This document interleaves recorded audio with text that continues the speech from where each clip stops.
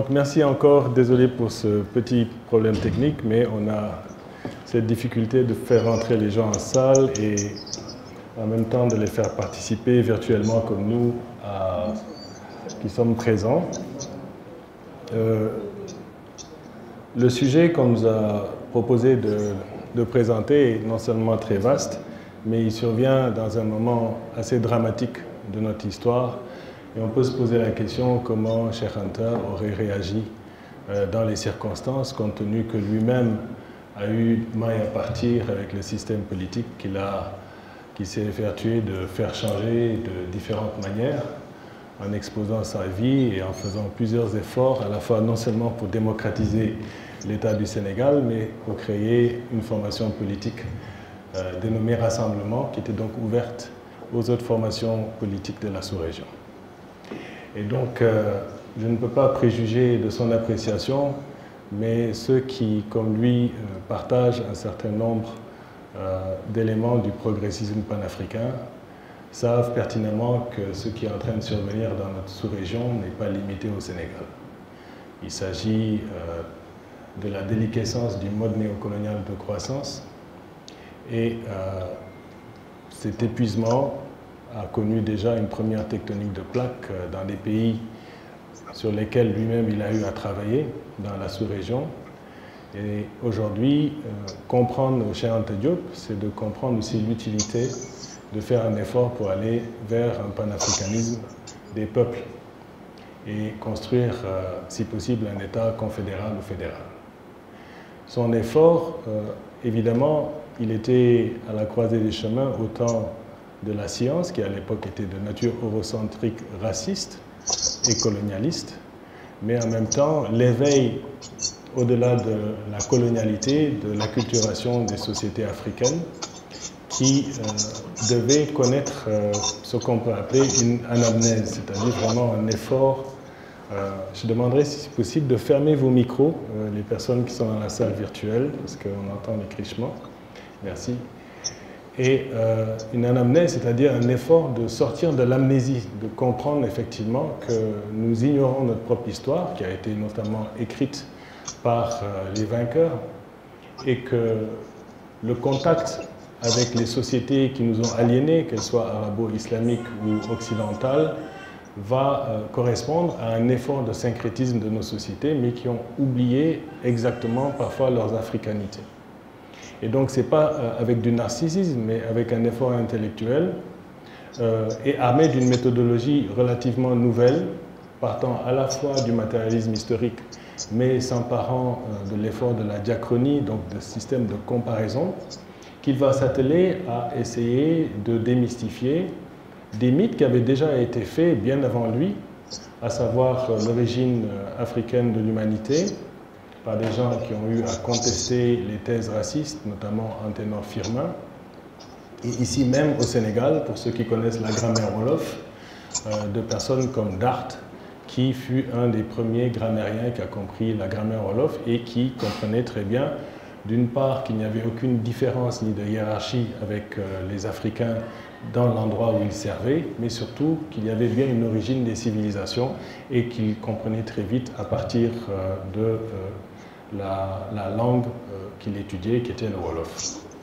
Et si vous en avez la chance, vous devriez d'ailleurs lire cet avant-propos de Dard, qui est un ouvrage ancien, mais fort éloquent, qui montre effectivement qu'il y avait déjà un effort de plusieurs personnes. Et c'est donc en s'emparant de ces méthodes, de méthodologie, de l'anthropologie, mais des méthodologies aussi des systèmes de datation et de la volonté de décoloniser les savoirs, que très tôt, il s'est rendu compte qu'il fallait sortir de l'acception de l'école occidentale. Et il va par exemple, à très jeune âge, adolescent, essayer de créer un alphabet pour écrire les langues africaines, alphabet qui d'ailleurs apparemment pourrait tout à fait être fonctionnel en termes de transcription. Et donc c'est vrai qu'il s'agit d'un personnage absolument exceptionnel, mais qui ne l'est que parce qu'il a travaillé. Donc ça a été un bourreau de travail qui va appréhender la complexité en allant au-delà de la simple pluridisciplinarité, de comprendre en fait que la connaissance est quelque chose de holistique. C'est-à-dire qu'il n'y a pas de limite à la connaissance, qu'on apprend constamment, et que si on en a l'humilité, en fait, on peut acquérir différentes disciplines et tout simplement développer des savoirs au point d'en parler avec autorité. Et c'est ce qu'il a réussi à faire dans un moment où très peu de gens avaient cette spécialité-là.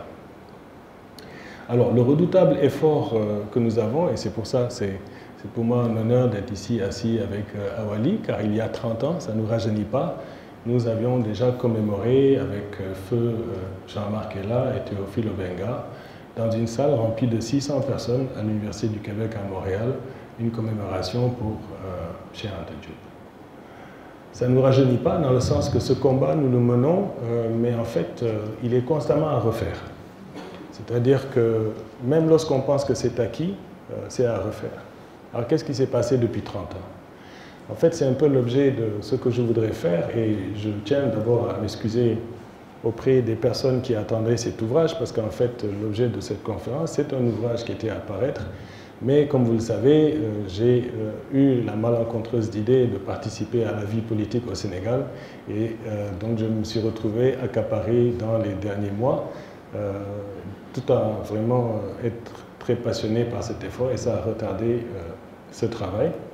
Mais je crois quand même qu'il y a possibilité de discuter et d'essayer de voir quelques grands traits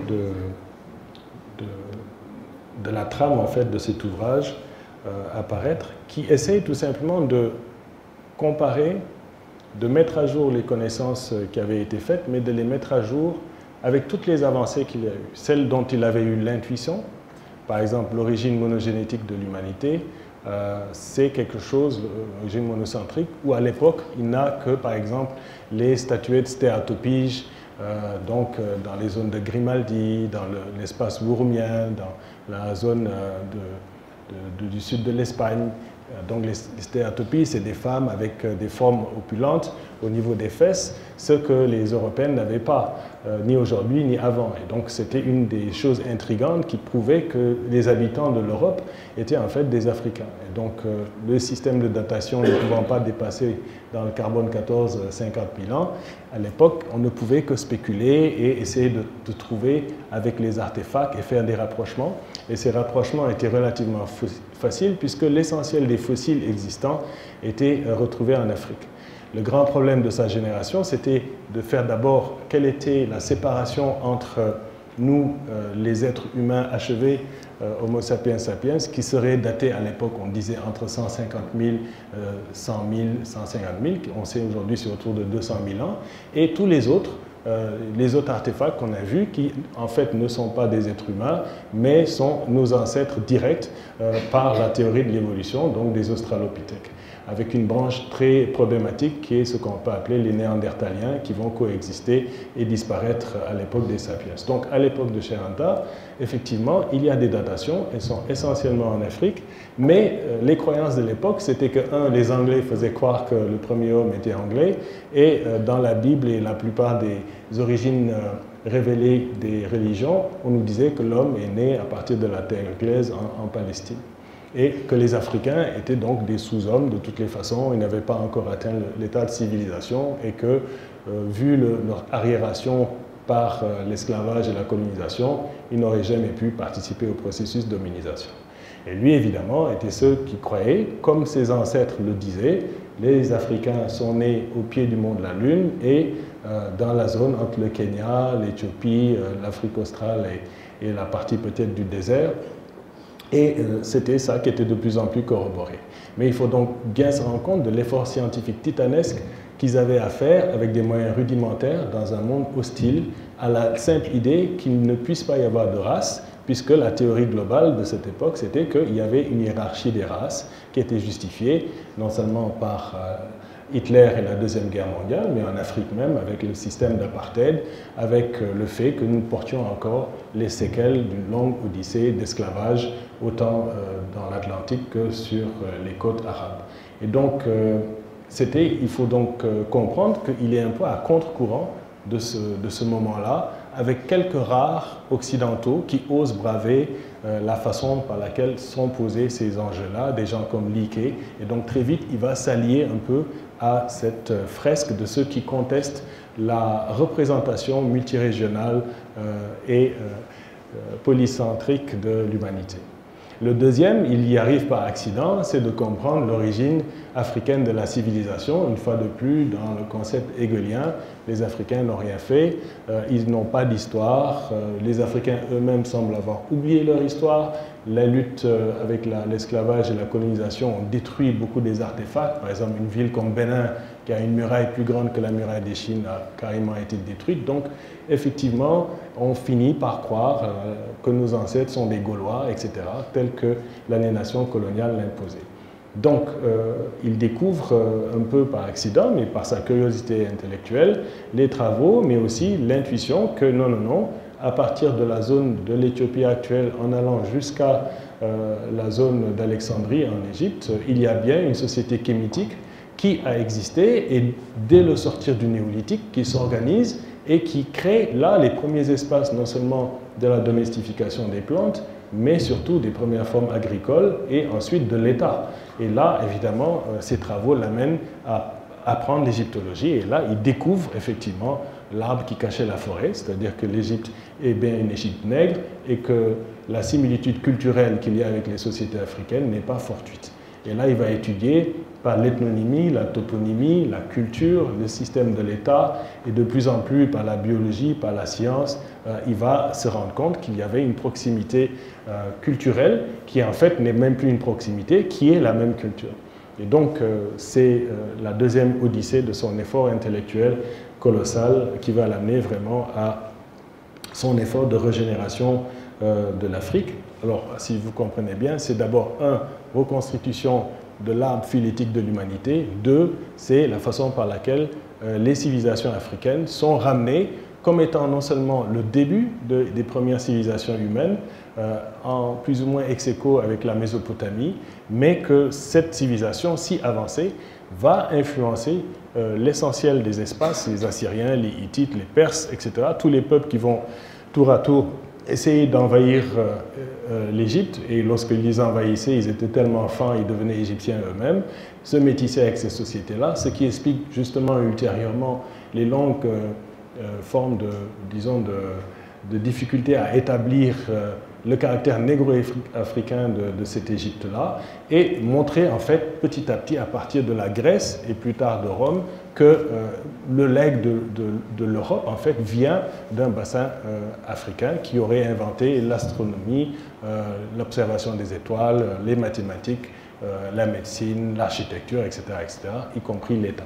Et donc c'est ce travail colossal qu'il va commencer à faire, et à partir de la linguistique, se rendre compte que sa propre langue maternelle n'est qu'une des nombreuses excroissances de cet égyptien fondamental, et ce qui le pousse évidemment à développer l'égyptologie et à se rendre compte qu'une épistémologie africaine doit naître à partir de la conception même, de la compréhension de l'Égypte pharaonique, comme on l'appelle, c'est-à-dire l'espace kémitique. Et donc à ce moment-là, il devient redoutablement révolutionnaire, puisque non seulement il est à contre-courant de la conception en vogue de l'époque qui est la négritude, qui est une conception de Aimé Césaire, mais qui a été galvaudée et déroutée par Senghor dans une autre acception, mais aussi des Africains américains sur la question de la négrité, du caractère nègre ou pas, un terme qui peut aujourd'hui choquer, mais qui à l'époque est important puisque les Noirs sont dans un système de ségrégation et sont en train de redécouvrir leur africanité, mais aussi leur humanité dans un système ségrégationniste en Amérique. Et donc il y a tout d'un coup des alliés américains qui viennent seconder. Ce n'est pas surnaturel, en fait, tout le travail panafricain vient de la diaspora avant de venir des sociétés africaines. Donc il y a aussi un terreau très fertile pour qu'on puisse seconder ces efforts qui vont être évidemment toute une école qu'on va appeler africaine-américaine et qui va découvrir avec grand plaisir Cheikh Anta Diop, qui va être intégré dans les enseignements, dans les Black Studies et dans les African American Studies, etc. Donc c'est juste pour vous donner un peu le petit contexte, sans nécessairement entrer dans l'épistémologie de ce travail. Bon, vous voyez que malheureusement l'Internet est instable pour nos camarades qui nous regardent.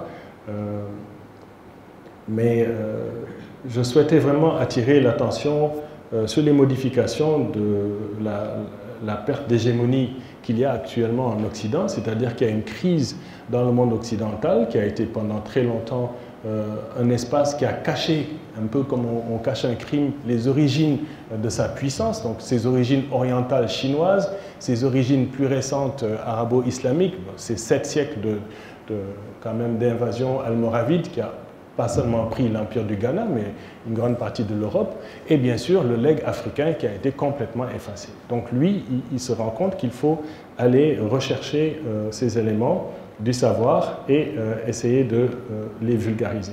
Il va le faire en plusieurs étapes, certaines liées à son travail académique qui lui est refusé jusqu'à la consécration lorsqu'il réussit quand même à faire valoir ses thèses et l'incapacité de les enseigner à l'université de Dakar. À l'époque, il faut savoir que les enseignants de l'université sont quand même des Occidentaux.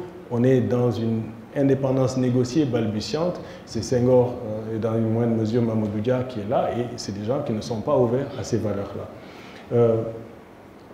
Et donc, c'est juste pour montrer, et surtout aux plus jeunes, le travail colossal qu'il va mener dans sa prime jeunesse jusqu'à sa jeune maturité, à contre-courant de ce que ses enseignants lui ont donné et à contre-courant de la façon par laquelle l'université était organisée. Donc, c'est donc un combat, c'est le combat qui peut littéralement épuiser et tuer un homme. Il va le relever sur plusieurs disciplines, avec très peu d'alliés. Donc, on peut imaginer qu'il fut un bourreau de travail.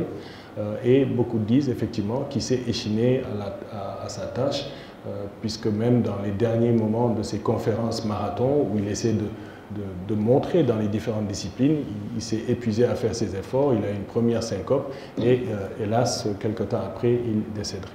Alors, je suis pratiquement sûr qu'il serait extraordinairement conforté par les trouvailles scientifiques qui se sont survenus dans les ères récentes. D'abord parce que, comme je le montrais avec l'université occidentale qui refuse vous savez peut-être récemment, les universités en Angleterre refusent que les gens qui viennent de nos pays ils étudient. Et c'est intéressant parce que dans ses premiers efforts, il montrait lui-même que de Peter Downman, qui était un faux, qui avait été fabriqué à partir d'un orang-outan et d'un être humain, les Anglais avaient essayé de prouver qu'ils étaient les premiers hommes.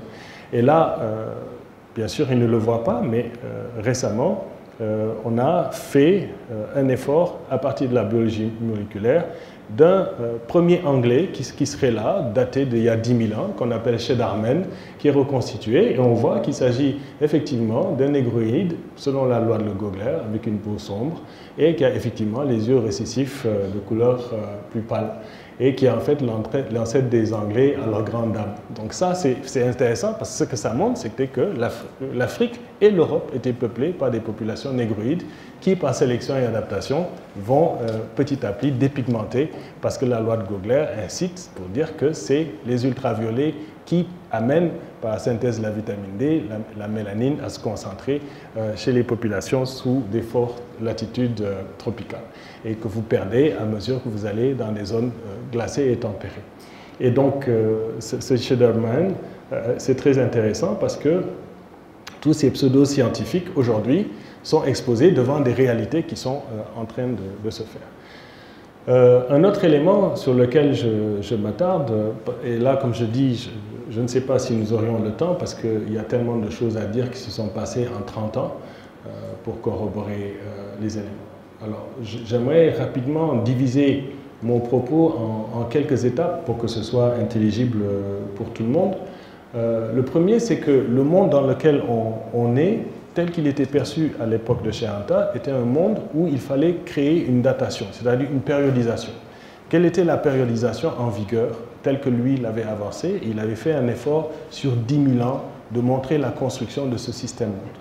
Et là, il y a tout un débat sur comment est construit le système-monde. Est-ce que ce système-monde est un système-monde strictement basé sur l'évolution du capitalisme, donc ce serait à peu près 5-6 siècles, qui a donné le monde que nous avons, ou bien est-ce que les formes du capital existaient déjà avant cela, ce qui donc amène ce qu'on appelle les sociétés tributaires, y compris les sociétés antiques africaines, dans aussi la fabrication du système d'accumulation. Ça, c'est quand même très fondamental et très important parce que c'est un débat qui va permettre à Cheikh Anta de discuter la question foncière, de discuter l'origine de la famille, de discuter le statut des femmes, du matriarcat, et donc d'avoir un débat avec Engels, Morgan, etc., que beaucoup de gens n'ont peut-être pas suivi, mais qui était très fondamental pour bien montrer qu'il faisait lui-même une critique matérialiste du matérialisme sur lequel il s'était appuyé au début. Alors, je ne sais pas si j'arrive à partager ou pas l'écran avec les camarades ici, mais bon, je vois que l'écran s'efface et revient de temps en temps. Je suis désolé pour ceux qui sont en ligne, désolé. Je fais vraiment de mon mieux.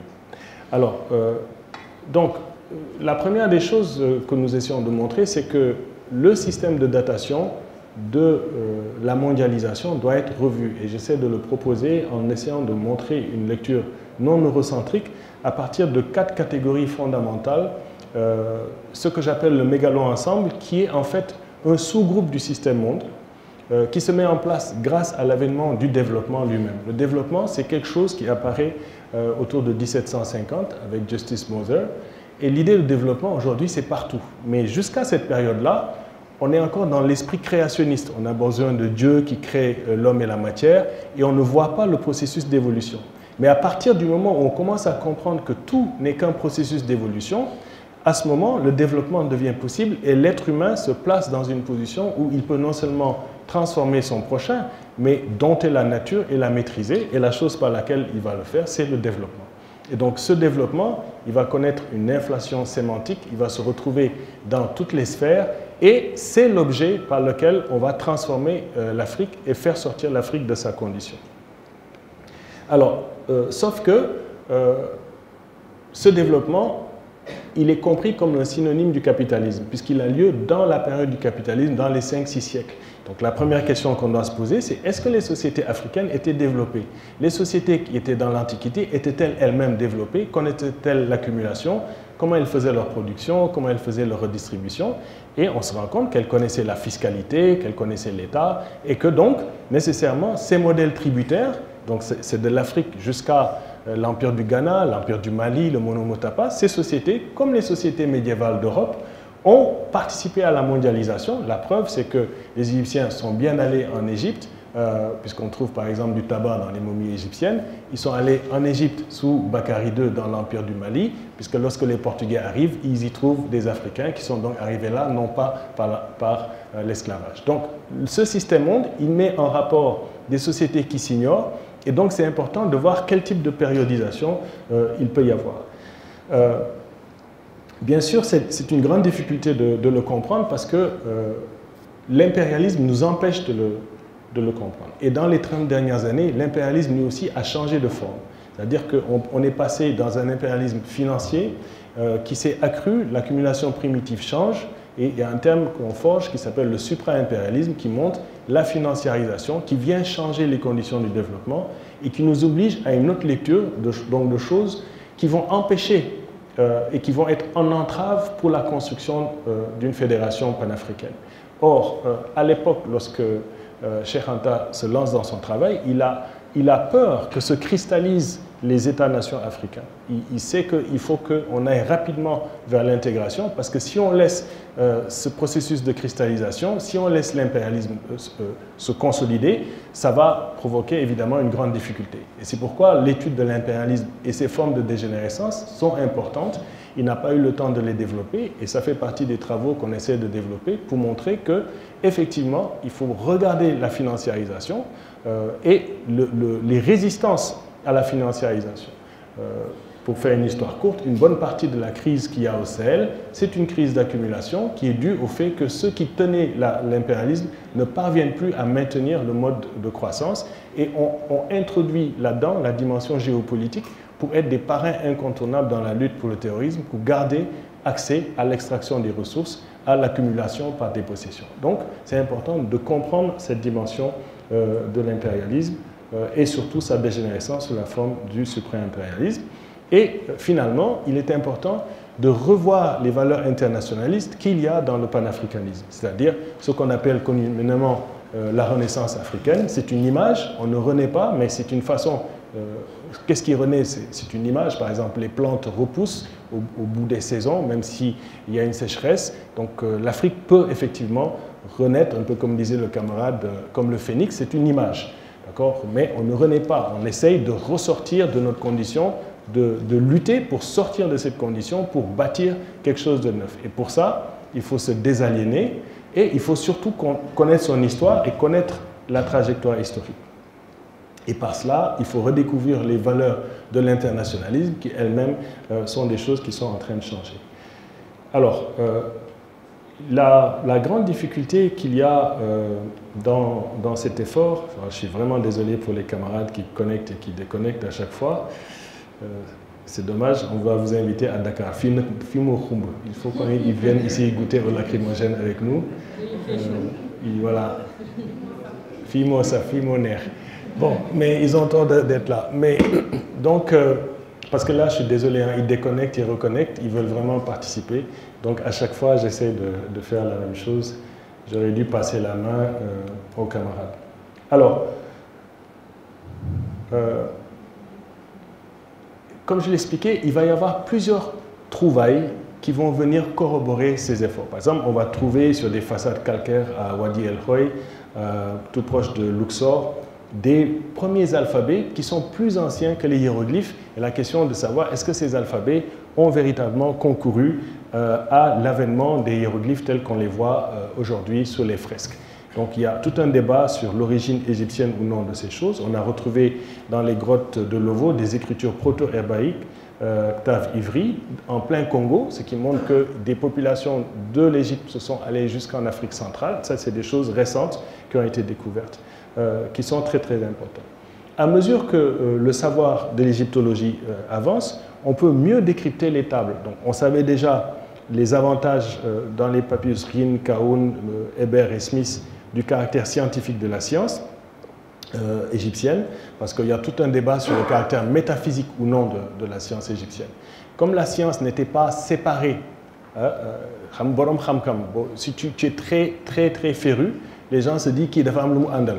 Donc, tu es obligé de cacher ton savoir par un cachet magico-religieux pour expliquer. Que tu sois médecin, si tu guéris, si tu arrives à expliquer les étoiles, ces gens-là qui sont initiés sont obligés de garder le cachet magico-religieux de leur connaissance. Et c'est ce caractère métaphysique qui fait que la rationalité, jusqu'à présent, refuse de reconnaître le statut scientifique aux Égyptiens, alors qu'ils l'avaient. À cet âge-là, on apprenait aux enfants le volume d'un œuf. Aujourd'hui, vous donnez ça aux universitaires, ils échouent. D'accord? Donc le savoir était vraiment codifié. Les paysans savaient calculer Aha, c'est-à-dire la surface de leur champ lorsqu'il était inondé par Achet, lorsque le fleuve se répand et le limon se répand. On refait le calcul et les gens savaient faire ça. Donc il y avait un savoir mathématique et scientifique, mais il était culturellement intégré dans le vécu quotidien des gens. Et donc plus on avance, plus on se rend compte que les emprunts, que ce soit le volume du tronc de la pyramide, la fameuse prétendue théorème de Pythagore, la trigonométrie, l'algèbre, Aha, le calcul pour la construction des champs, la construction des pyramides, on voit de plus en plus des tracés et des éléments qui viennent corroborer le caractère scientifique. Évidemment, ceux qui ne sont jamais en Égypte, sont jamais allés en Égypte, seraient aujourd'hui stupéfaits de voir qu'effectivement, on ne parvient pas à expliquer concrètement comment on a pu élever, par exemple, un bloc de 60 tonnes à plus de 80 mètres au-dessus du sol. Donc, au point qu'on dise que c'est des extraterrestres qui ont pu faire ça, parce qu'aujourd'hui, humainement, nous ne parvenons pas à réaliser cela. Et quand vous allez dans la pièce, il n'y a pas de fissure entre les blocs de granit, au point que certains se posent la question si, bon, c'est pas démontré, est-ce qu'on n'a pas pu réussir à faire la fission par liquéfaction de la roche sur place avec des loupes solaires. Il y a toutes sortes d'images plus ou moins fantastiques qui sont données, tellement ces savoirs étaient plus avancés jusqu'à présent que les nôtres. Donc, ce n'est pas parce qu'il y a contiguïté et non-séparation avec la métaphysique que ces savoirs n'étaient pas à caractère scientifique. c'est sûr que c'est dans les Lumières que le caractère scientifique est démontré.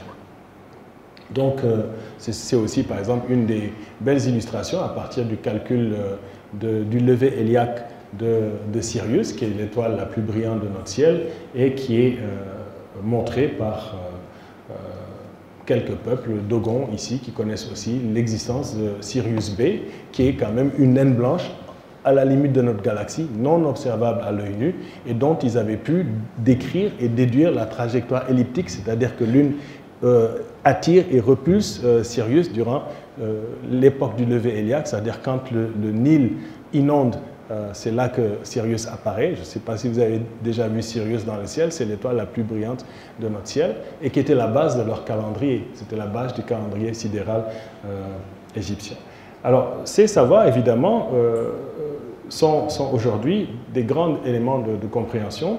Un des éléments qui est survenu récemment, c'est la découverte de la tombe KV55, qui serait Akhenaton, Amenhotep IV, le fondateur du monothéisme. Et là, évidemment, ça va peut-être froisser les personnes extrêmement croyantes, puisque les Juifs qui sont là, les populations qui sont les Yahoud et les Apirou, qui sont donc des Juifs noirs, croient à la nouvelle religion révélée par Amenhotep IV, et ils considèrent qu'il s'agit d'une religion qui a un fondement. Son fondement monothéiste n'est pas reconnu, il bouge la capitale vers Tel Amarna, et lui et ses descendants, Toutankhamon, Toutankhaton, ne vont pas pouvoir prospérer. Mais les Juifs vont appeler ce personnage Ibrahim, c'est-à-dire le cœur de Ra est en lui.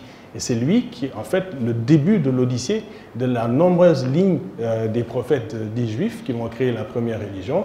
La seconde religion étant la chrétienté. Les chrétiens n'étaient eux-mêmes pas chrétiens, puisque c'est les Grecs et les Romains qui plus tard font la chrétienté de Jésus, qui n'était pas lui-même chrétien. Et plus tard, l'islam vient faire la synthèse de tous ces éléments par la synthèse de la Chine, de la Perse et des savoirs africains et sémites. Donc la compréhension de cela est très importante parce que à la fois, c'est l'origine africaine de ces religions-là qui a été effacée, oubliée et en fait niée par les détenteurs du savoir scientifique. Et aujourd'hui, il est très difficile sur la place publique d'évoquer ce que je viens de vous l'expliquer, parce qu'en termes archéologiques, en termes historiques, c'est ce qui s'est fait. Du point de vue de la croyance, c'est un blasphème.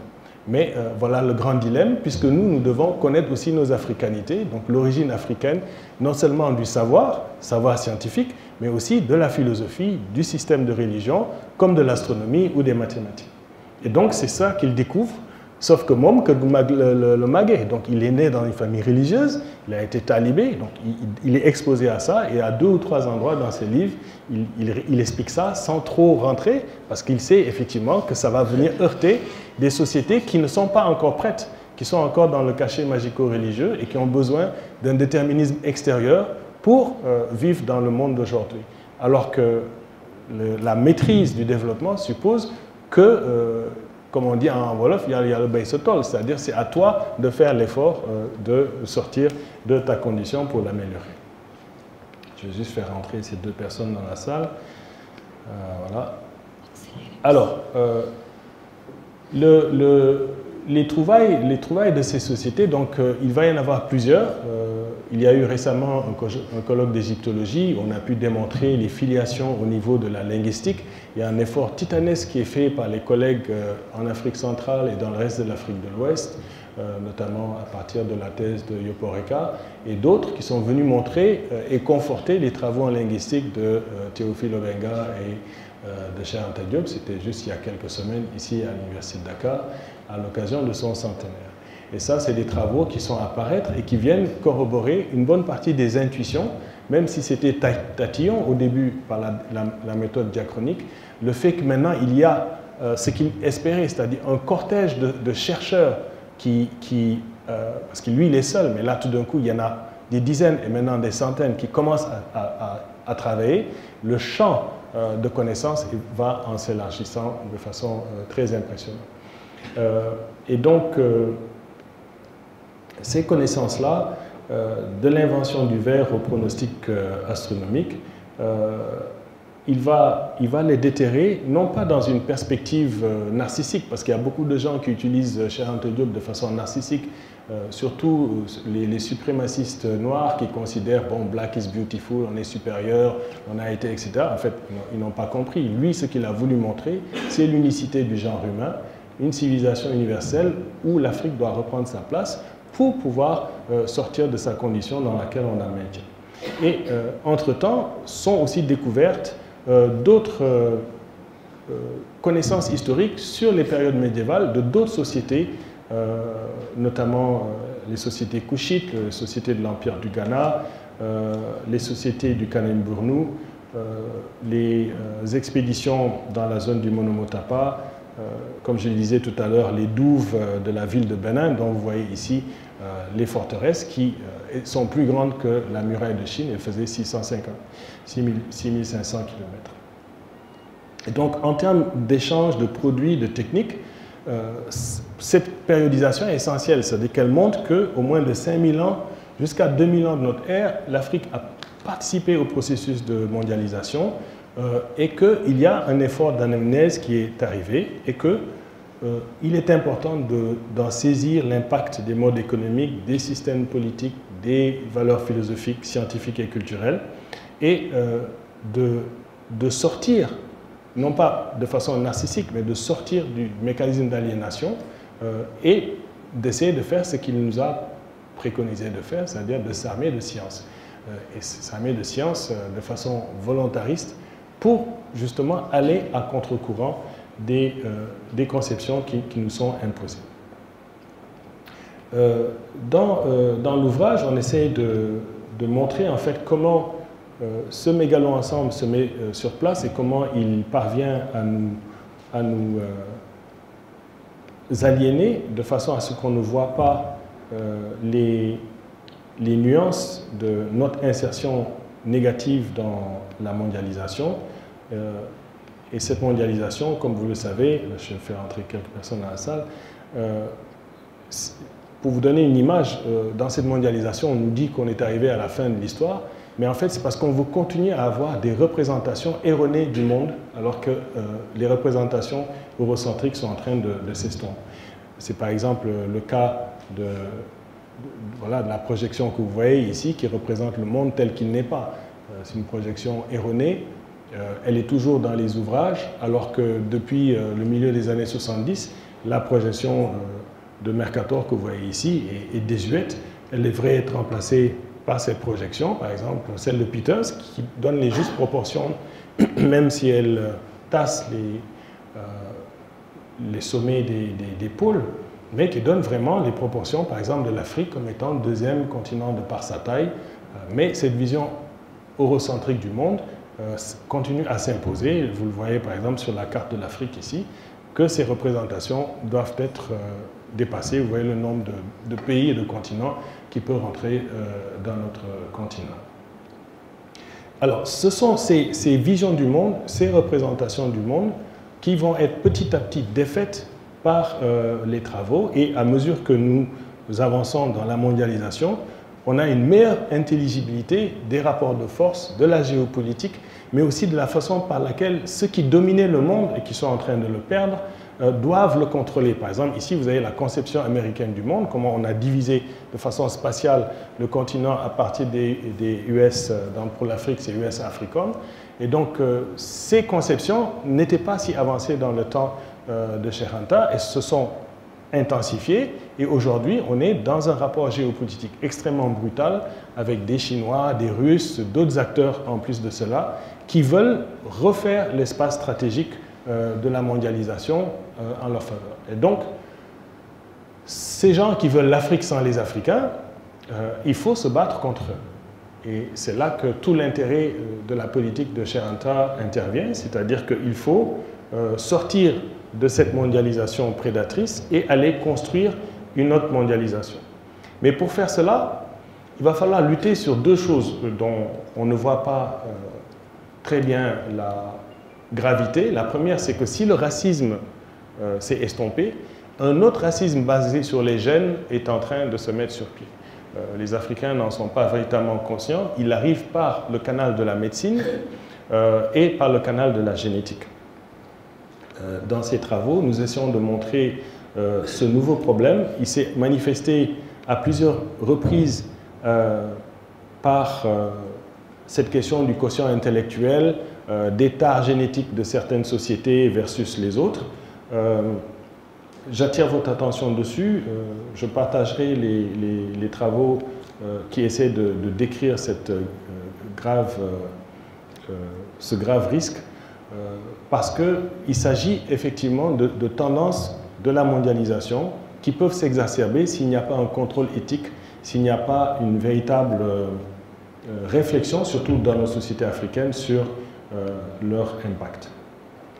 Là, je suis passé un peu rapidement sur cette zone-là, mais dans ce passage ici, comme vous le voyez, par exemple, à partir de ce médicament qui était consacré aux populations noires, à partir des États-Unis, on a commencé à avoir une médecine génétique qui va pouvoir créer des disparités génétiques entre les êtres humains, et en fonction de leurs aléas, en fonction de leurs conditions, on va pouvoir cibler des clientèles, faire même des bébés sur mesure selon les volontés et revenir à des formes d'eugénisme. C'est pour ça qu'une grande partie de l'ouvrage essaie d'expliquer les risques qu'il y a avec l'eugénisme scientifique qui est en train de se remettre sur place et qui avait été chassé. Ce serait intéressant d'ailleurs justement, par exemple, une chose, toi qui as longtemps travaillé sur les questions de l'anémie falciforme ou la drépanocytose, plusieurs mutations dans l'histoire ont produit des polyformismes génétiques. Et là, par exemple, sur la lutte contre le paludisme, il y a des niveaux significatifs en Afrique de l'Ouest, avec des aires dans d'autres, où montrent qu'il y a des différentes mutations dans les haplotypes et que ces haplotypes-là peuvent être utilisés avec une résistance marquée pour résister ou non au paludisme, et donc s'ouvre par la greffe de moelle allogénique des possibilités d'ouverture pour la science, mais c'est par ces brèches-là qu'une nouvelle science génétique peut se mettre en place, et j'essaie de montrer différents cas où on va venir expliquer par exemple pourquoi les juifs ashkénazes seraient plus nombreux avec les prix Nobel et que ça vient à cause d'une dégénérescence d'un sphingolipide dans leur cerveau. Et donc, on commence à proposer des hiérarchies sur les bases génétiques qui sont très problématiques. Mais je montre plusieurs cas médicaux sur lesquels il faut porter un peu d'attention sur ces enjeux-là. Alors, sans trop s'attarder sur ça, j'aimerais un peu conclure ce petit tour d'horizon pour expliquer que nous sommes aujourd'hui un peu à la croisée des chemins sur le continent. La croisée des chemins dans la mesure où nos forces de travail, comme vous le voyez ici, parce qu'il n'y a pas d'horizon, parce qu'il n'y a pas de projet de société. Dans un continent où la majorité de la population est jeune, les perspectives de la force productive dans l'impérialisme, c'est de dire le capital a le droit de circuler, les marchandises ont le droit de circuler, les êtres humains ne peuvent pas circuler. Or, les forces productives, comme on l'a vu, les Africains ont toujours circulé, sans ça il n'y aurait pas eu d'humanité. S'il n'y a pas les conditions de développement sur place, les jeunes Africains vont, par la fuite du cerveau, par la fuite des forces productives, continuer à partir vers les archipels de prospérité. La seule façon de les retenir, c'est de créer les conditions du développement ici. Comment on crée les conditions du développement ici? C'est en ayant la capacité de la maîtrise de notre propre accumulation. Mais comment on maîtrise notre accumulation?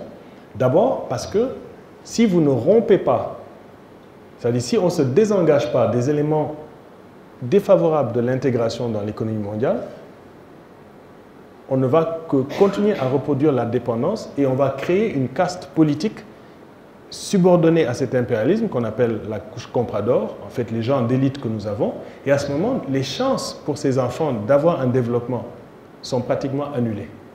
Seuls quelques-uns pourront en profiter. Si on veut, par contre, maîtriser notre accumulation, il faut rompre, avoir le courage de se désengager sélectivement de cet ordre mondial et construire notre économie dans une perspective souveraine. Ça suppose une autosuffisance alimentaire, d'abord la maîtrise de notre système agricole. Nous avons les terres agricoles, nous avons les maîtrises de l'eau. Bien sûr, la question de l'eau, c'est la maîtrise du bien commun de l'eau, mais aussi la maîtrise de la capacité de la fournir pour les besoins quotidiens. mais aussi pour l'agriculture et l'industrialisation. Si on ne maîtrise pas l'eau, et vous voyez déjà les firmes multinationales de l'eau venir et toucher à ces biens communs en Afrique, si on ne maîtrise pas cela, on ne pourra pas maîtriser une grande partie de notre autosuffisance alimentaire. La deuxième, c'est la dépossession de nos paysanneries, qui est aujourd'hui à l'heure du jour par une urbanisation forcenée, mais surtout par l'accaparement des terres. Donc nos paysans n'ont plus la ressource pour pouvoir faire cette reproduction de l'autosuffisance alimentaire à cause des cultures d'exportation, à cause de l'accaparement par l'urbanisation forcenée et le système foncier que les courses compradors justement accaparent.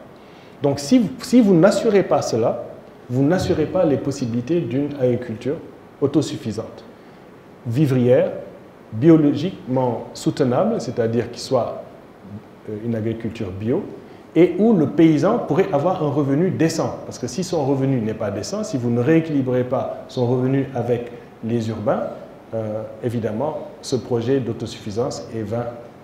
Donc, le produit vivrier doit être égal ou supérieur aux produits exportés.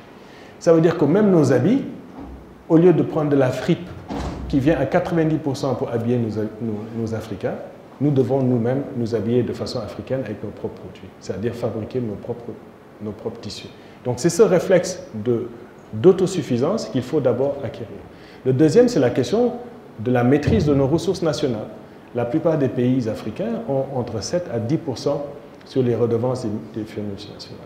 Ça veut dire qu'on préfère l'investissement extérieur sur nos ressources au lieu que nous soyons propriétaires de nos ressources. La nationalisation, je le rappelle, c'est 50% plus 1, donc c'est juste 51%. Si les pays africains arrivaient à cela, on pourrait garder nos ressources pour nous, les garder pour la génération future, les vendre à qui on veut. Or, nous n'avons pas ces éléments de la souveraineté. Et dans le cas du Sénégal, comme vous le savez, on a récemment trouvé des ressources pétrolières et gazières. Et là, ça participe de l'emballement dans lequel nous sommes pour l'enrichissement illicite de certains. Ça, c'est des choses qui doivent être maîtrisées. La troisième, c'est la question de la maîtrise, la centralisation du surplus. C'est-à-dire, si nous ne pouvons pas être en charge de notre propre monnaie, si nous ne pouvons pas véritablement avoir une monnaie par la volonté politique de la créer, donc aujourd'hui c'est la question du franc CFA versus l'écho, pas l'écho de Macron, mais l'écho qui avait été discuté par la CEDEAO avec le Ghana et le Nigeria, se pose d'ailleurs toute la question de ce que ce projet va devenir avec l'AES qui veut avoir sa propre monnaie. Si notre banque centrale ne maîtrise pas cet élément fondamental de la souveraineté, nos modèles économiques ne seront pas fiables. Quatrièmement, c'est notre capacité de reproduction technologique, c'est-à-dire avons-nous la capacité de pouvoir nous développer au rythme de notre propre développement en prenant des choses qui sont frappées d'obsolescence à l'extérieur, mais en ayant la capacité de nous adapter nous-mêmes au saut qualitatif en industrie. Donc, en modernisant notre artisanat, en donnant davantage de possibilités de formation et de production aux femmes, en changeant le rapport sur les droits d'accumulation hommes-femmes, etc. Si on ne fait pas ça au niveau de la force de travail, si on ne le fait pas au niveau de cette technologie, on ne parviendra pas à faire cet effort de sursaut. Et cinquièmement, et ça, il montre dans ses travaux comment ces allocations en termes de ressources, par les barrages, par les matières premières, par la recherche fondamentale, l'Afrique pourrait y arriver. Et ce qu'il avait démontré reste toujours à l'ordre du jour. Et finalement, la capacité d'autodéfense, puisque, comme je l'ai expliqué, et comme je l'ai aussi illustré dans le film Africom Go Home, base étrangère hors d'Afrique, c'était un film de 2013, la géopolitique du chaos a été orchestrée par le terrorisme international pour rendre les parrains qui, jusqu'à aujourd'hui, nous aliènent, indispensables, puisque économiquement, ils ne peuvent plus véritablement nous dominer, puisque d'autres partenaires aujourd'hui surgissent, l'Inde, la Chine, etc.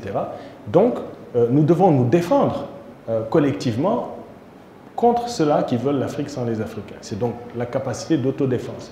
Vous voyez aujourd'hui, le Burkina Faso est obligé de lever par la conscription des milliers de jeunes pour défendre son pays où l'école, les enfants ne peuvent plus aller à l'école, où des zones entières sont perturbées et déstabilisées par les djihadistes, et ils doivent se défendre, ils sont obligés d'aller chercher des Russes pour le faire. Donc c'est important que l'Afrique se dote d'une armée continentale comme elle pourrait se doter d'une forces d'autodéfense pour pouvoir le faire.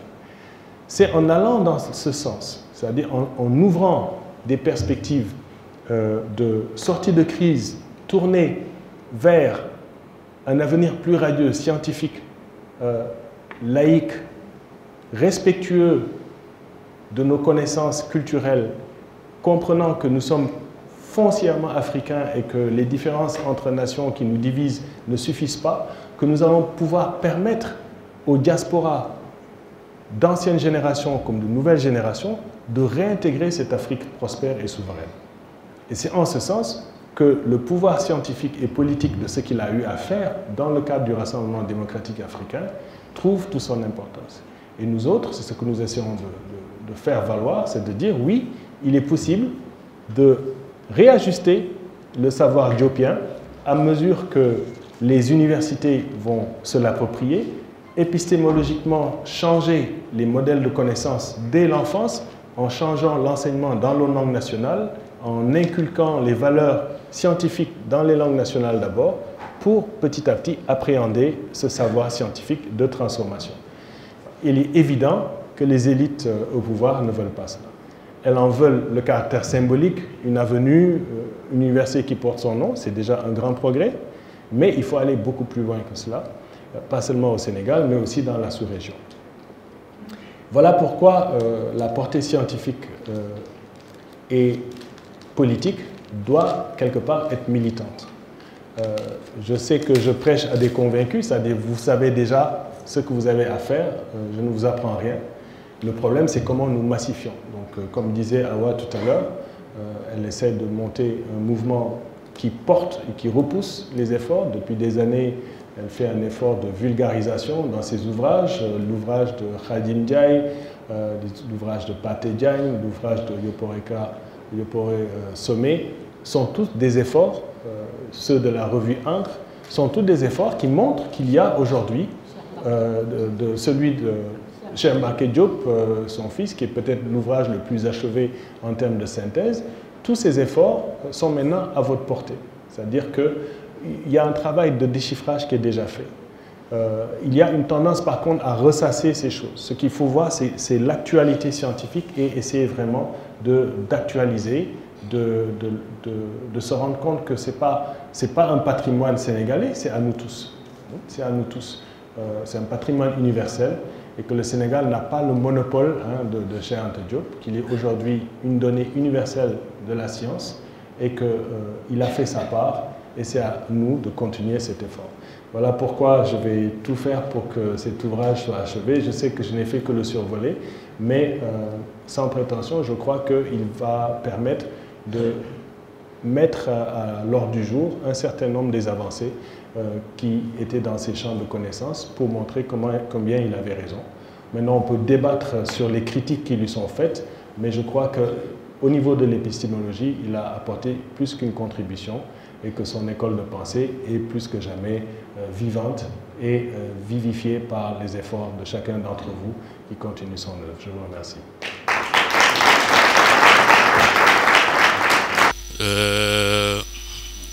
Je voudrais intervenir pour voir par rapport aux jeunes qui sont là. Je pense qu'il y a une démarche dans toutes les conférences qui sont faites où j'ai assisté d'apporter des connaissances sur l'histoire, sur la conscience historique.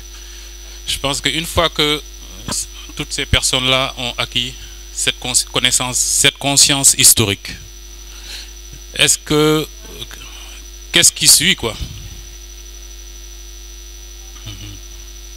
Voilà. Qu'est-ce qui suit après avoir acquis cette conscience historique? Cheikh Anta parlait d'armez-vous de science jusqu'au dans aller à la connaissance directe. Je pense que dans chaque secteur, tous les Cheikh Anta Diopistes devaient se regrouper pour au moins qu'on identifie chaque personne dans quel domaine il est. Parce que vous avez parlé de l'agriculture. Si on ne mange pas, on ne s'en sort pas. Est-ce qu'il y a des Cheikh Anta Diopistes qui travaillent sur le domaine de la recherche agricole où on est autonome? Est-ce qu'il y a ça? Au niveau de la santé, on ne peut pas être indépendant si on n'a pas de la santé. Si on dépend des médicaments qui viennent d'ailleurs, Je ne pense pas qu'on ait la santé. Donc, est-ce qu'il y a des gens qui travaillent sur ce domaine-là aussi? Parce que moi, je travaille dans ces deux domaines, qui ne sont même pas mes domaines de base. Et voilà. Donc, ce serait intéressant que, voilà, pour moi, Cheikh Anta, c'est un modèle, du fait que c'est un scientifique, je pense, à la base, et qui a été en linguistique, dans les domaines qu'il a jugé utiles par rapport à l'état où étaient nos peuples. Donc moi, Cheikh Anta, je ne le connaissais pas du tout, à part savoir que l'université portait son nom. Et j'ai découvert avec beaucoup de magie et voilà, j'ai trouvé ça vraiment extraordinaire de savoir qu'on avait un grand savant comme Cheikh Anta Diop qui a su toucher à autant de domaines. Et moi, en tant que scientifique, j'ai été émerveillée. Et en tant que biologiste aussi, par rapport à mon domaine. Et puis, il s'est passé ce qui s'est passé au Sénégal. Et je me suis dit, est-ce que là, j'ai la tête à aller voir parler de Cheikh Anta Diop? Est-ce que c'est quelque chose, voilà, je ne sais pas comment dire. Est-ce que j'ai pas autre chose à faire en ce moment que d'aller, entendre parler de Cheikh Anta Diop? Et je me suis dit, mais en fait, si, parce qu'il y a un lien évident entre ce qu'il a voulu faire pour les Sénégalais, ce qu'il a voulu faire en tant que panafricaniste, ce qu'il a voulu faire en tant que scientifique. Et donc je me suis dit peut-être qu'en venant ici, ça va aussi me donner des idées sur comment moi je peux résister en tant que Sénégalaise, en tant qu'Africaine, par rapport à ce qui se passe en ce moment. Et je vous remercie, je devais travailler toute la journée, donc je suis arrivée vraiment vers la fin. Mais j'ai appris beaucoup. Merci. Je vous remercie vraiment pour tout ce que vous nous apportez. Ça, c'est la première chose. Deuxièmement, vous nous donnez aussi des pistes de réflexion sur ce qu'on peut faire pratico-pratiquement. Mais on voit bien que nous, on n'a pas le pouvoir, ça c'est une chose. Mais comment est-ce qu'on peut faire pratico-pratiquement pour faire avancer le pays, le Sénégal? Et je pense qu'effectivement, se réunir en tant que personne qui s'intéresse à Cheikh Anta Diop, c'est la première chose à faire. Et faire un brainstorming sur qui peut faire quoi, comme disait monsieur, pratico-pratiquement. C'est-à-dire on doit pouvoir, je pense, il y a la partie comment dire, que les jeunes, que les Sénégalais en général, pas seulement les jeunes, connaissent plus Cheikh Anta Diop. Comme moi, j'ai été ignorante, je pense que allumer la lumière, ça c'est une chose, pour que les gens sachent, parce que les gens ne savent pas, premièrement. Deuxièmement, qu'est-ce qu'on peut faire? Qu'est-ce qu'on peut faire? Et on peut faire quelque chose. Par rapport aux langues, si on doit enseigner les enfants nos langues, parler aux gens qui, parce qu'ils pensent que leurs enfants auront plus d'avenir, leur parler français comme langue maternelle alors qu'ils habitent au Sénégal. Il y a beaucoup de choses qu'on peut faire pratico-pratiquement déjà au collège, déjà à l'université, chacun là où il est. Et puis peut-être même politiquement, essayer de voir qu'est-ce qu'on peut faire. Scientifiquement, continuer comme vous le faites déjà très bien. Par vous féliciter pour cette initiative commémorant le rappel à Dieu du grand Cheikh Anta Diop. Je pense que la première chose que nous lui devons, c'est de beaucoup prier pour lui, pour que son âme soit célébrée là où il est et de façon éternelle, pour son engagement pour son peuple. Et je voudrais également inviter mon cher ami Aziz à surtout faire le lien entre l'excellent thème qu'il a développé par rapport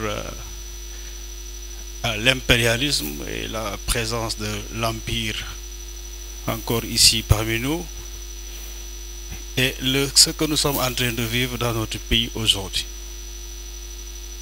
Parce que Cheikh Anta nous avait averti au moment des indépendances, pendant qu'il avait insisté sur la nécessité de la décolonisation, qui devrait nécessairement passer par la création d'une véritable conscience populaire, fondée sur la conscience historique, bien évidemment, de l'homme africain, avait interpellé toute sa génération. Malheureusement, il n'a pas été suivi. Il a même été trahi. C'est-à-dire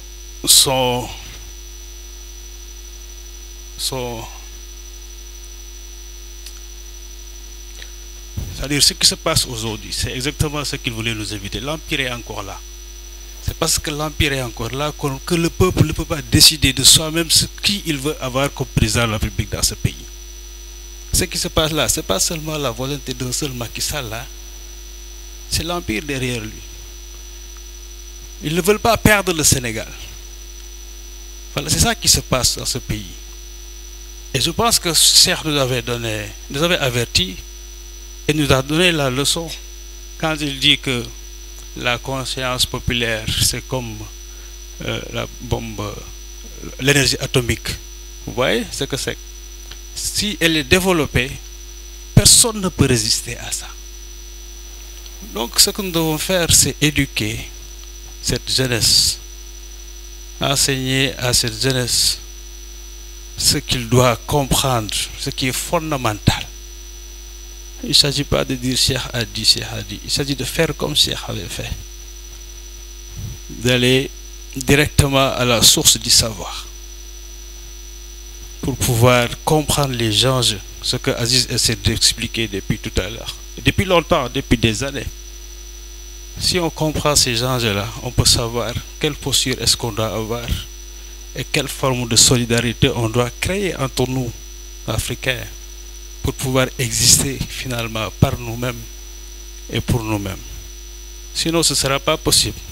À chaque fois que ça va essayer de basculer vers la volonté populaire, il y aura des interventions pour empêcher cela. C'est ce qui est en train de se passer aujourd'hui. Donc faisons le lien avec cette actualité que nous vivons, qui demande à ce que nous nous mobilisons contre ce qui est en train de se passer, avec toutes les raisons que nous avons, pour dire non, on ne va pas continuer à confisquer la volonté populaire. Il faut que le peuple décide de qui et comment il veut être dirigé, tout simplement. Je vous remercie de vous écouter, et si vous avez fait cet exposé pour faire la promotion de votre livre, vous avez réussi. C'est d'ailleurs, je vous demande de ne pas suivre Eliman, de vous débarrasser de vos affaires politiques, d'aller terminer votre livre après le revenir. C'est ça, s'enfermer. Parce que si vous entrez dans une histoire politique là, on ne sait jamais où est-ce que ça se termine. Il vaut mieux terminer ce livre-là que nous attendrons et que nous lirons avec plaisir. En tout cas, pourquoi ça promet? Parce que d'abord, vous dites des choses simples, mais qu'il faut répéter. Cheikh Anta Diop n'est pas le théoricien de la suprématie noire. Et la façon dont les gens parfois parlent de Cheikh Anta va même fuir des blancs qui auraient bien aimé le connaître. Je crois qu'il y a quand même la façon même de présenter Cheikh Anta. Deuxièmement, Cheikh Anta, il travaille. Et il travaillait beaucoup. Ce n'est pas un prophète qui est là et on lui a mis la science infuse et puis voilà. Il travaillait beaucoup.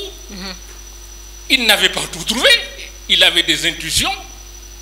Et ces intuitions aujourd'hui se vérifient. Peut-être que d'autres ne se vérifieront pas. Peut-être. On est dans la science. Et je pense que ça également, c'est très important pour dire aux gens, travaillez. Alors, le troisième point ne va pas plaire aux gens de ma génération, peut-être à Decroix aussi. On dit toujours aux jeunes, allez lire Cheikh Anta. Mais nous, là, on n'a pas lu Cheikh Anta. Nous, on lisait Mao Zedong. On était Hodjaïs, on était trotskistes, etc. Alors que Cheikh Anta était là. C'était une erreur. Et je pense que moi, si je l'ai fréquenté plus par mon oncle, qui était son ami, que par un désir de... Bon, mais je pense que la chance que vous avez, c'est que vous avez des passeurs de Cheikh Anta. Nous, on n'a pas eu de passeurs de Cheikh Anta. Vraiment, Cheikh Anta, on savait qu'il y avait un savant qui était là, caché quelque part, dont on ne voulait pas qu'on parle, après avoir foutu à la porte par de Diagne d'ailleurs. Donc, voilà. Mais vous avez des passeurs de Cheikh Anta, je pense que cela est... Vous avez cette chance-là. Et il faut en profiter, il faudra travailler. Alors, j'ai beaucoup aussi apprécié, et ça, je pense que ceux qui n'ont pas compris ont eu des problèmes ici. Salmon nous a dit que Cheikh Anta, en un moment, a réfréné ses ardeurs en fonction de la connaissance qu'il avait de sa propre famille religieuse et de la société. Et je pense que des scientifiques ici ont essayé d'aller au-delà et on sait ce qui est arrivé quand même. Et c'est malheureux. Mais je pense que cette attitude aussi de connaître sa société, même quand on fait de la science, est très importante. Et enfin quelque chose également qui est d'ailleurs le premier point. Cheikh Anta n'appartient pas au Sénégal, il appartient à l'humanité. Et parfois aussi, quand tu entends les gens, tu as même l'impression que Cheikh Anta appartient à une caste. Je pense que cette universalité de Cheikh Anta, c'est ça qui fait notre affaire à nous. Parce que c'est ça aussi qui permet à d'autres de travailler là-dessus. Et je pense que vraiment, je dis toujours des choses très personnelles quand je parle. Je dirais à Adi Fatou Ndiaye que Salmon a bien travaillé. Étudiant en linguistique et disciple du disciple de Cheikh Anta Diop, ça veut dire Nushere Kalala Obutunde. J'ai juste une question, comme le temps presse et notre pensée n'est pas encore pressée. Juste une question et peut-être une contribution, si ma question sera répondue. Dans l'image de votre exposition, on a vu que une image qui nous a un tout petit peu échappé, c'est l'homme de Chederman. Dans une vidéo de Nushere Kalala Obutunde, il a une fois en parlé. Moi-même, j'en ai fait une vidéo comme étant étudiant. De Chederman, l'homme de Chederman, c'est ça. Je pense que c'est ça. J'en ai même fait une vidéo, mais comme en étant étudiant, ce serait un peu flou. Si ses cheveux aussi laines, ça paraît un petit peu locoderme. Je pense que j'en ai pas trouvé autant d'explications parce que Kalala Obutunde en a dit qu'ils ont réussi à reconstituer sa couleur de peau et ses traits africaines, mais pas ses cheveux. Comme ça fait un peu à dessin, ils n'ont pas proprement touché ses cheveux. Ses cheveux aussi laines, pas pourquoi pas crépus, comme on peut la dire, ou bien c'est à travers le climat.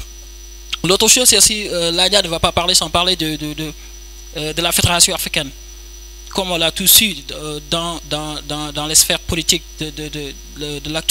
actuellement au Sénégal ou dans la sous-région, où en est-on avec les ZLECAf, qu'on nous a tous parlé.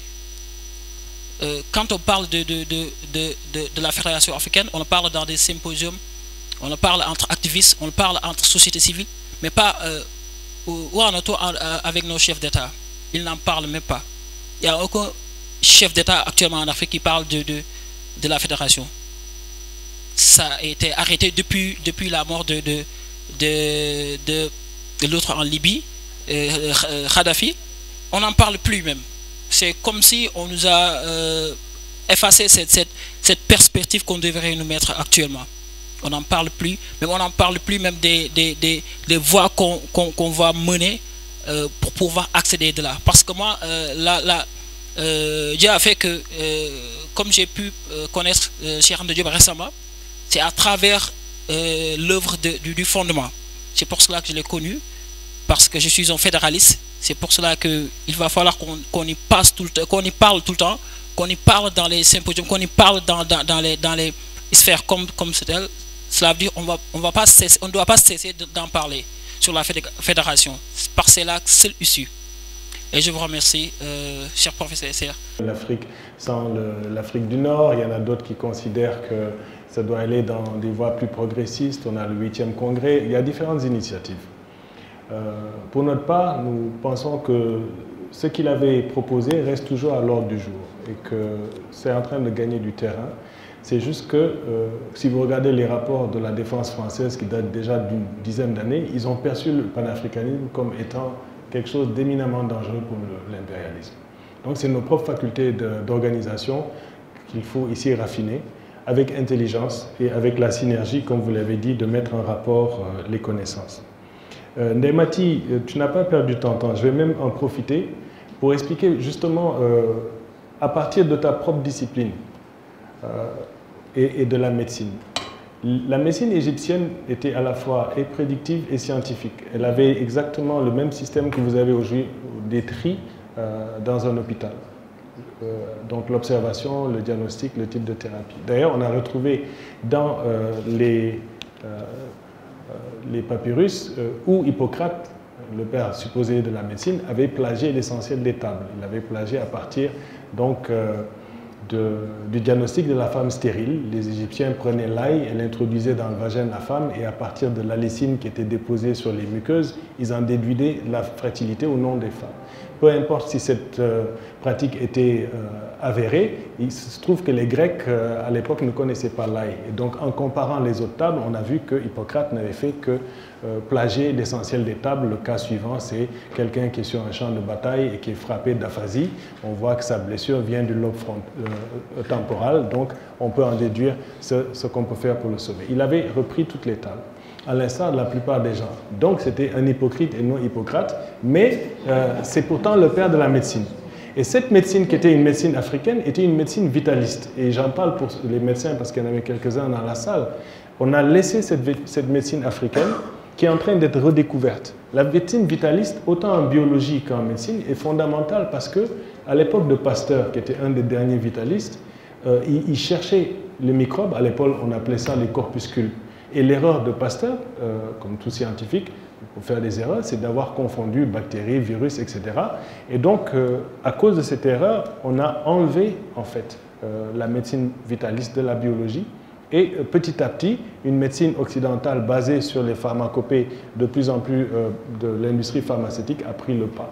Et donc, on s'est éloigné des conceptions vitalistes africaines. Or, ces conceptions ont été attestées par des gens qui les ont vues encore vitales et vivaces. Par exemple, en Ouganda, où on parlait de chirurgie, on faisait carrément la chirurgie par césarienne de femmes et avec antiseptique du beurre chaud et cautérisation et agrafe avec des termites. Imaginez, donc c'était des techniques élaborées qui permettaient autant de sauver la femme que l'enfant. Ces savoirs millénaires étaient encore connus jusqu'à la période occidentale et j'attire votre attention sur l'importance pour les pharmacopées et les praticiens africains de la bataille sur la préservation de notre biodiversité parce que selon les APIC, si nos sociétés connaissent le brevetage du vivant, si on peut nous-mêmes breveter, on échappe aux multinationales. Or, dans la zone, par exemple, du Sahel où nous sommes, une grande partie de la biodiversité est déjà brevetée par des compagnies comme Pfizer, Coca-Cola, etc. Et donc, nous dormons au gaz, c'est-à-dire sur notre propre patrimoine, la capacité de construire notre propre médecine, d'être propriétaire de nos propres savoirs qui sont en train de nous échapper.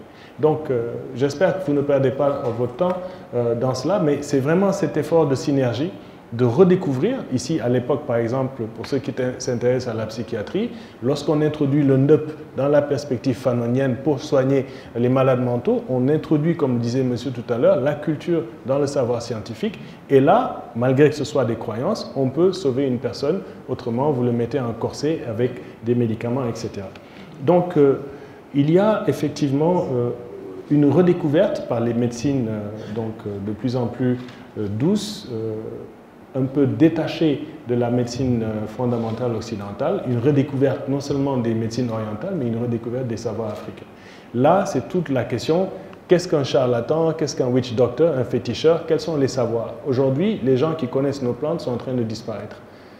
Vous avez ici au Parc de Rome un gars comme Guy, qui est un de nos ethnobotanistes dans notre projet d'éco-village, qui a un sanctuaire de savoir. Malheureusement, il n'a pas écrit, mais il connaît toutes les plantes par même leur nom latin. Voilà quelqu'un qu'il faut absolument sauver pour pouvoir préserver les savoirs existants et malheureusement nous n'avons pas ces politiques alors que les étrangers le font. Pour terminer, il est très important cette résistance. Ce que vous avez dit sur l'ouvrage, malheureusement, nous sommes dans la lutte politique. C'est dans une perspective diopienne que nous avons lancé la plateforme progressiste panafricaine ici dans la sous-région avec des partis politiques qui l'ont endossé et pour la première fois d'ailleurs en Afrique, plusieurs candidats avec des trajectoires différentes ont considéré que le projet de société qu'on avait rédigé valait la peine dans la perspective d'un autre type de développement et de rupture. Et donc d'ailleurs, ici on a un des candidats qui, Mamadou Diop Decroix, fait partie d'un des 6 candidats sénégalais qui, dans la sous-région, ont considéré que cette perspective diopienne pouvait être portée pour un changement. Et ils pouvaient s'en abreuver et trouver des perspectives de programme. Donc cet effort, il est en train d'être fait. Il ne faut pas sous-estimer. C'est un effort qui a été long. Nous avons d'abord dû lutter contre l'apartheid, faire tomber le système d'apartheid. Nous avons dû ensuite lutter contre le processus de néolibéralisme, d'ajustement structurel. Donc en fait, il y a beaucoup de choses que vos jeunes générations n'ont pas vues, mais qui ont été faites et qui ne peuvent pas passer à la trappe. Donc il y a des acquis. Et je crois que c'est une erreur fondamentale que les jeunes croient au nom, et c'est avec raison, que les partis politiques sont finis, que l'idéologie c'est fini, qu'on doit s'organiser autrement par la technologie, etc., il faut bien se rendre compte qu'on ne peut pas réinventer la roue.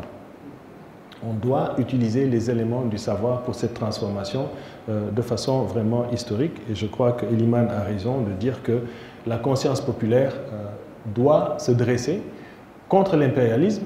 Moi, je n'utilise pas le terme d'empire. D'ailleurs, dans ce texte, l'empire, c'est une des catégories de négris. Et donc, il y a tout un passage ici dans la période que j'appelais la périodisation, où vous voyez que ce n'est pas un empire. C'est en fait un système impérialiste qui s'est désagrégé. Il s'est créé un supra-impérialisme financier au-dessus, où vous avez des capitaux autant indiens, français. La France, on l'attaque, mais Total que vous voyez ici, ce n'est plus français, c'est à 4% français. Donc, en réalité, il y a un processus qui est en cours. Il faut comprendre ce qui se passe.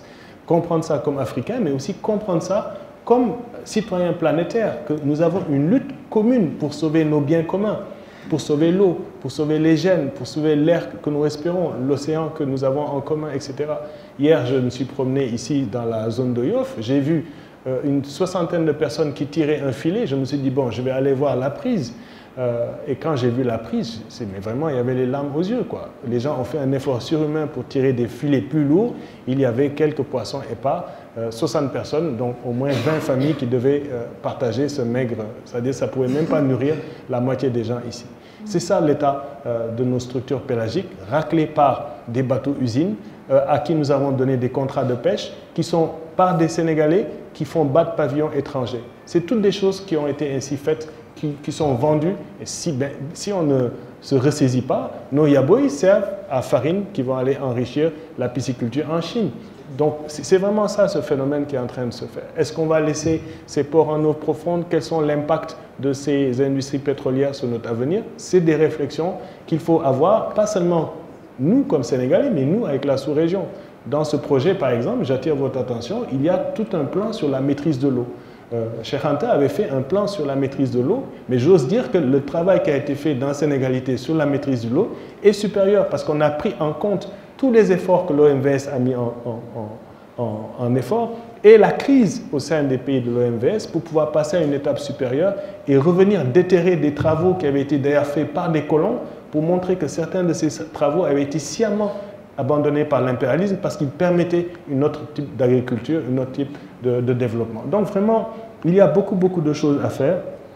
Vraiment, moi personnellement, évidemment, vous l'avez compris, je mise sur la connaissance et non sur la croyance. Je crois que les jeunes doivent s'armer de connaissances.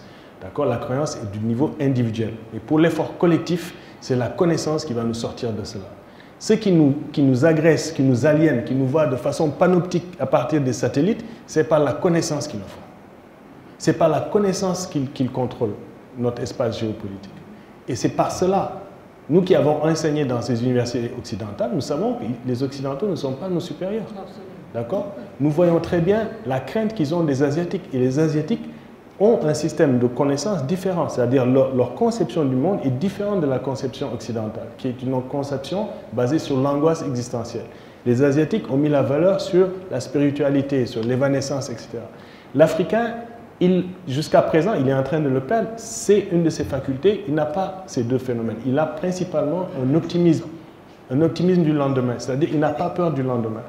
Et ça, c'est important. Ça veut dire qu'il n'a pas effectivement développé l'appropriation du sol, qui est un bien collectif. Il n'a pas fait l'appropriation de l'eau. Il a le commensal, c'est-à-dire il partage et il ne met pas au lendemain. Il vit ce qu'il vit aujourd'hui.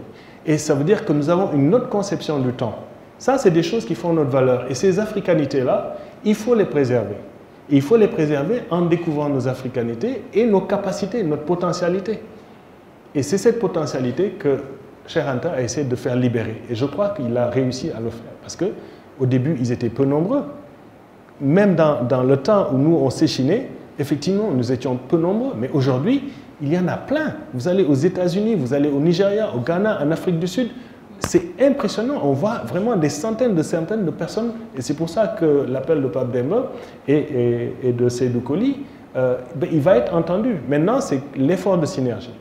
De comprendre que l'ennemi, il est à l'intérieur, que ce sont souvent nos propres élites compradors qui empêchent à nos masses l'accès à cette connaissance. C'est à nous de vulgariser, de faire connaître cette connaissance par tous les moyens possibles, que ce soit la musique, les arts, par la culture, nous pouvons faire tomber ces murs.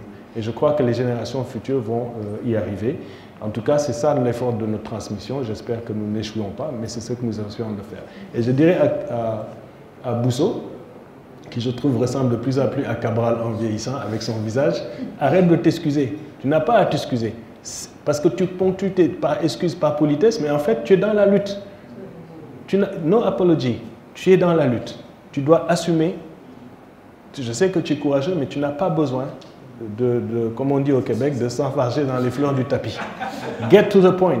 Tu vois, vraiment, nous sommes dans une lutte.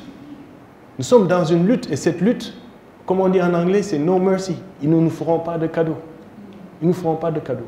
Donc aujourd'hui, ce qui s'est passé entre le Mali et l'Algérie doit nous interpeller tous.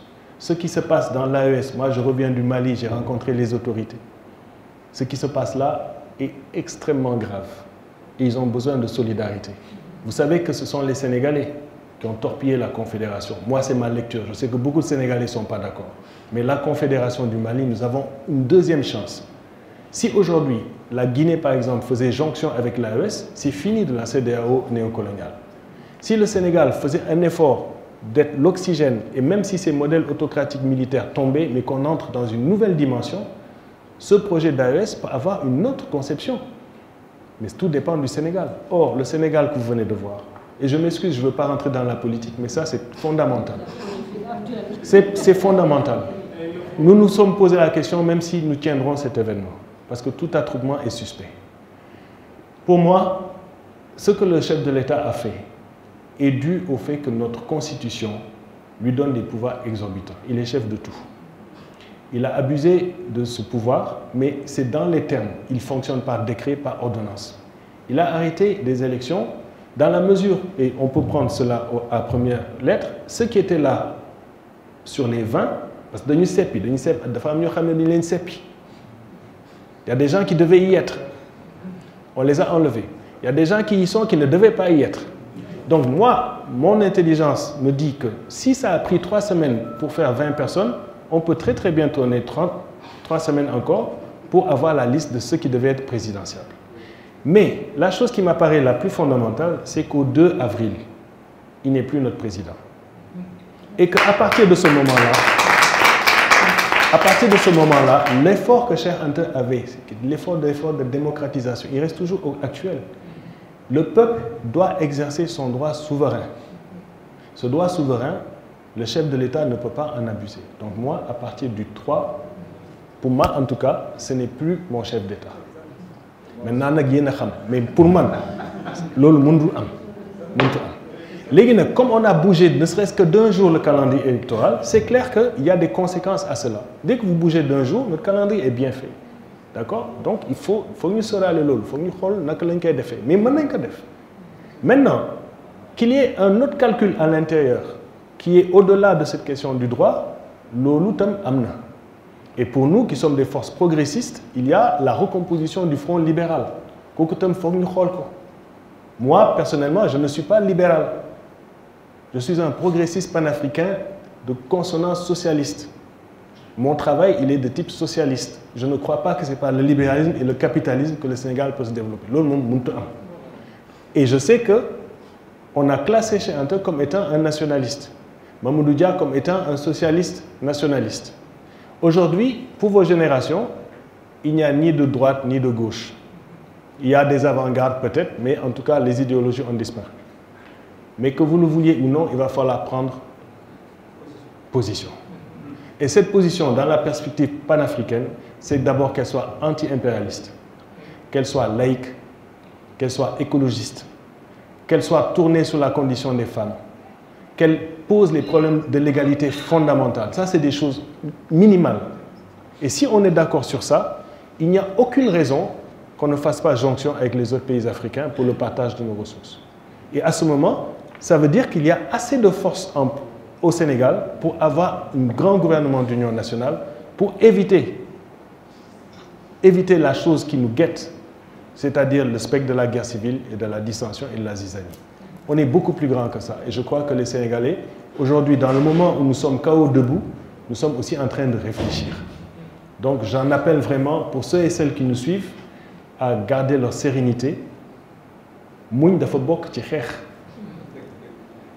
mais ku bëre daan ku bëre daan